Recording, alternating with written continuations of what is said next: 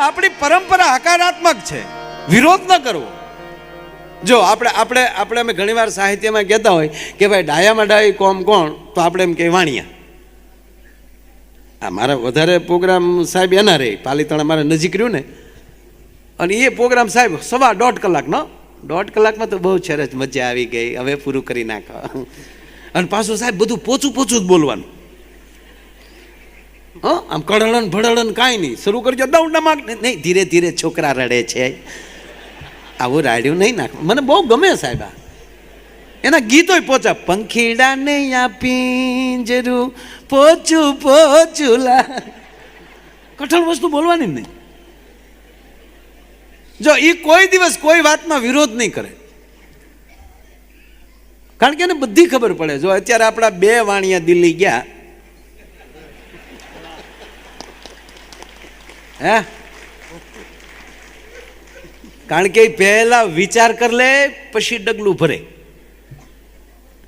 આપણે શું કરીએ ખબર, બધું કરી લીધા પછી કે આ ન કર્યું તો સારું હતું. કારણ કે આગળ વિચાર, કોઈ પણ વ્યક્તિ, આ તો ખાલી નામ આપું સાહેબ, પણ કોઈ પણ વ્યક્તિ જે વિચાર કરીને ડગલા ભરે એને કોઈ દિવસ ડગલા પાછા લેવા પડે નહીં. શું કામ કે કયું હકારાત્મક છે ને કયું નકારાત્મક છે. આ ઘણા વિચાર કર્યા વગરના લગ્ન કર્યા, એને જ વાંધા પડ્યા ને. અને તમે જો બહેનો ભેગા થાય ને એટલે એક વાત તો કરે જ, તે કહીએ છે કહી ગયો.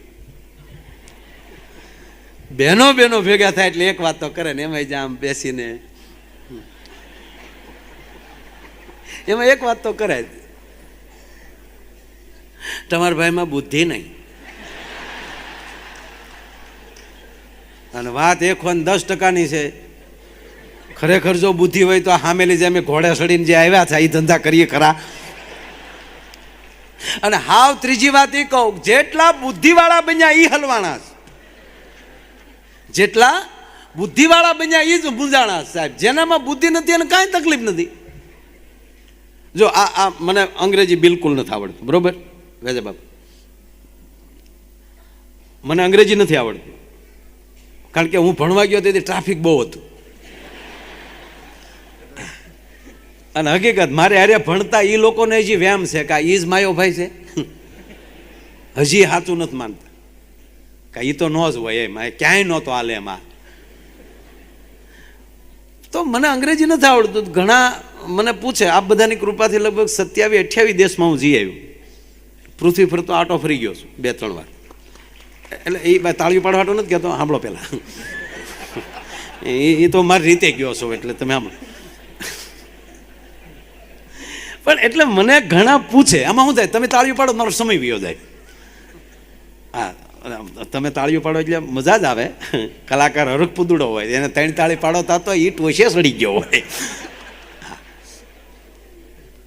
પણ વાત કરું એટલે મને ઘણા પૂછે,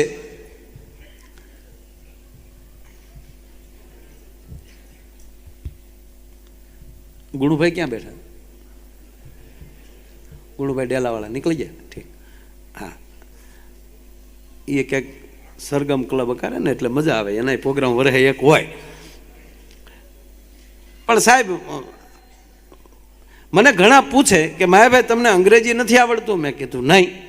મને કે તો તમે પરદેશમાં જાઓ તો ત્યાં શું થાય? મેં કીધું ત્યાં આપણે ગુજરાતી જ આપણને બોલાવે છે. મને કે ગુજરાતી બોલાવી તો બરાબર, પ્રોગ્રામ તો સમજ્યા, પણ તમે અહીંથી નીકળો અને ત્યાં પહોંચો ત્યાં સુધી તો પ્લેનમાં ને એમાં કાંઈ, એમાં તો અંગ્રેજી બોલવું જ પડે ને. એરપોર્ટમાં ફોર્મ ભરવા, સાઇનો કરવી, આ બધું જ કરવું પડે ને ઇમિગ્રેશનમાં. ત્યાં શું થાય? મેં કીધું એને ન થાય કાંઈ.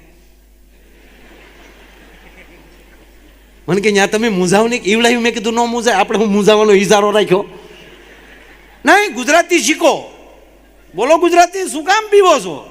આપણા ફોર્મમાં લખ્યું છે ગુજરાતી, રાખે એ સામે. પણ હું શું કરું એ કહું, મારે જેવું કોઈ કરતા નહીં, પણ આજ કહી દઉં, બધો ઘરનો ડાયરો બેઠો ને. હું ખરેખર સાહેબ આપણે ટિકિટ કરાવીએ ને અને ત્યારે જ કરાવી, એક ડૉક્ટરનું સર્ટિફિકેટ મૂકી દઈ કે આમ તકલીફ નથી, સહેજ થોડીક આને તકલીફ છે. આને ગમે એમ કરીને ત્યાં પહોંચાડવાના છે. હવે એ ટ્રાવેલ એજન્ટને ને એ ત્યાં એરપોર્ટની અંદર જે માણસો છે એને ત્યાં ખબર છે કે માયો ભાઈ અવડો મોટો છે.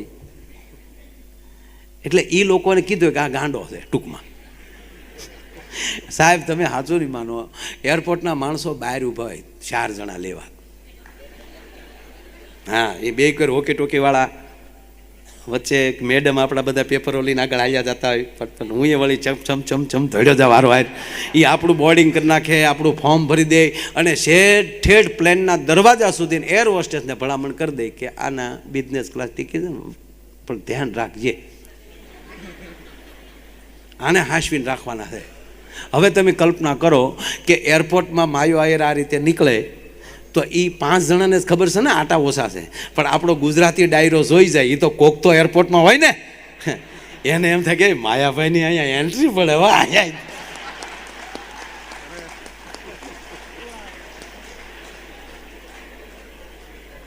એ ક્યાં આપણું ફોર્મ જોવા જવાના કારણે હું લખાયું એમ. બસ દુનિયામાં મોજ કરવી તો ગમે એમ કરીને એન્ટ્રી પાડો. તમારી પોલ સતી ન થવી જોવે. તમે લોન ઉપર હાલતા હોવ, ગામને ખબર પડવી જોવે નહીં. આપણી ઘરે સાયકલ લેવાની ફેર ન હોય, બકાલું લેવાના પૈસા ન હોય, તો આપણે સમાજમાં તો એ જ વાત કરવાની કે રોલ્સ રોય લખાવી છે. નબળો પીડ્યો મીર્યો.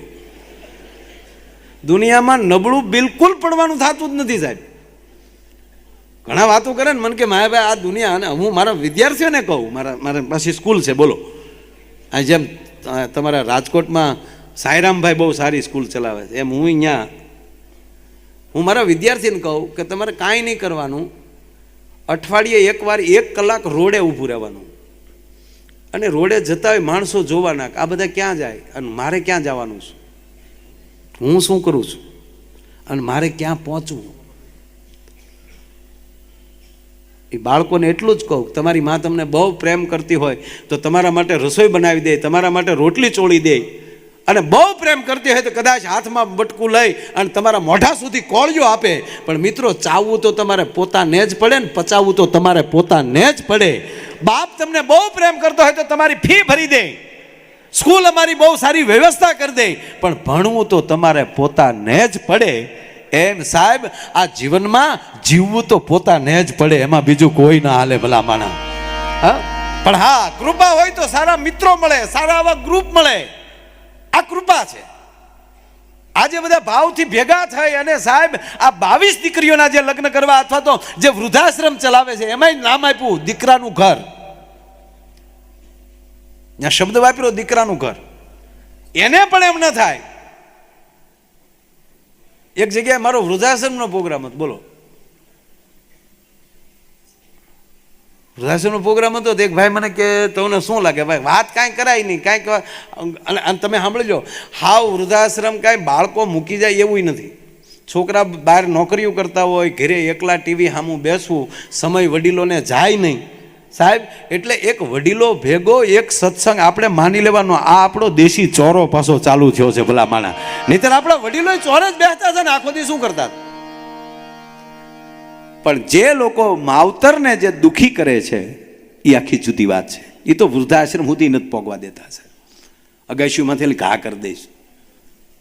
જાત્રાએ ફરવા જવાના બાકે અકસ્માતમાં વીમા પકવી લે હારા. આવું બને છે. એવા માવતરનો જ્યારે પ્રશ્ન હોય ત્યારે ભૂલી માવતરની હોય છે, બાળકની નહીં. શું કામ? જેથી બાળકને જન્મ દીધો ને તે તેને રમાડતા આળસ થતી હતી. એન્ટ્રી પાડવાના દીકરા થયા કે અમારે તો કામવાળીઓ રાખે છે. અને જે માં એના દીકરાને કહેવા ગયો, સ્પષ્ટ બોલીશ, જે માં એના દીકરાને ધવરાવતા જ ભોઠી પડતી હોય ને એ દીકરો કોઈ દી તમારું ગઢપણ ન પાડી શકે. ભલા મને લખવું જ લખી લેજો. હા, એનો ભાગવતનો ચોખ્ખો દાખલો છે સાહેબ. આજકાલથી નહીં, 5000 વર્ષ પહેલાની તમને વાત કરીએ. આ પરિસ્થિતિ ક્યાં અત્યારે હતી ને અત્યારે નહીં. સમાજ હમણાં માયલો જ આવે છે. કપડામાં, ખાવા પીવામાં, વાહનમાં ફેરફાર થયો, બાકી એના ઈ જ. આ હકીકત છે. આ અત્યારે માણસો બાંધે છે ને ફાયરિંગ કરે છે. પેલા નહોતા બાંધતા, કોઈ નહોતું. આ મહાભારતમાં નો હગા કાકા દાદાના ભાઈઓ બાંધી લીધા,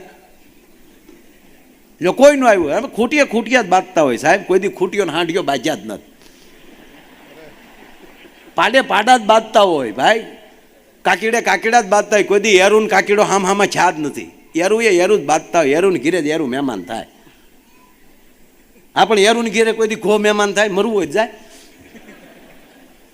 આ દુનિયાનો નિયમ છે સાહેબ. તમારી પતંગ તમારો પાડોશી જ કાપી શકે, બહારનો આવી જ ન શકે. પણ એમાંલી બાળકને માં કેટલા સંસ્કાર આપી શકે છે, એનો એક મારે નાનો પ્રસંગ છે, તમને આ ભાગવતનો જ કહું. ભાગવતમાં એક ધંધુકારી નામનો માણસ થયો છે. હવે એની માં, ભાગવતનો પ્રસંગ મારી માં સાંભળજો. એની માને અંદરથી જ એક એવી વાત કે બિલકુલ મારે બાળકને જન્મ દેવો નથી, મારું બોડી બગડે.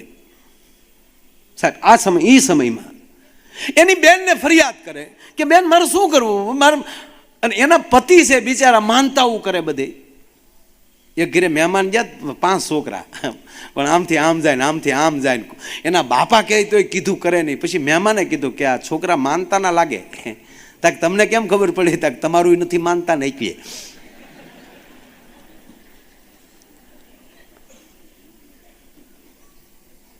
ઓચિતા જ આ પ્રસંગ લીધો છે, મારા વિષય વગર લીધો છે, પણ એટલી સંખ્યામાં પરિવાર જ્યારે બેઠો છે એટલે આ વાત લીધી. એ ધંધુકારીની જનેતા એના પતિ ઋષિઓ પાસે જાય, તપ કરે, ભજન કરે, અને છેલ્લે ઋષિએ ફળ આપ્યું. આલ્યું, આ ફળ તમારી પત્નીને ખવડાવજો, દીકરાનો જન્મ થશે. હવે ક્યાં જવું? ફરીવાર એ બેનને કીધું, એની પોતાની બેનને મળવા ગઈ અને કીધું કે હવે ફળ ન ખાઓ તોય ખરાબ, તો હવે શું કરું? અને ત્યારે એની બેને એમ કીધું કે મારે સારા દિવસો છે, આ ફળ તારી ગાયને ખવડાવી દે.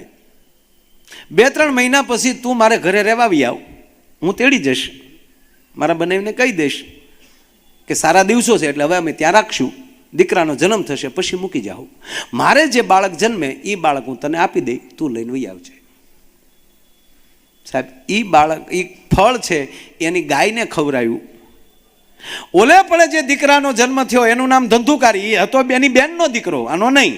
એની બેનના દીકરાને લઈને ઘરે આવી અને અહીંયા ગાયે ફળ ખાધું, એને વાસરુનો જન્મ થયો. પણ આખું શરીર માણસનું, કાન ખાલી ગાયના, આનું નામ પડ્યું ગૌકર્ણ. તો ગૌકર્ણ મહાન થયા અને પરાયણે ઘરે લાવેલો છોકરો એ અતિ પાપી થયો. અને એટલું નહીં, એવો નરાધમ થયો કે ભારતની દીકરીઓએ એના મોઢામાં અગ્નિ નાખીને એને માર્યો. એ કેવા કૃત્યો કરે છે, કલ્પના કરો તમે. એટલે મારો વાત એટલી જ છે કે જે જનેતાને પોતાના બાળક પ્રત્યે પ્રેમ ન હોય, એ બાળકને કોઈ દી મા પ્રત્યે પ્રેમ હોતો નથી.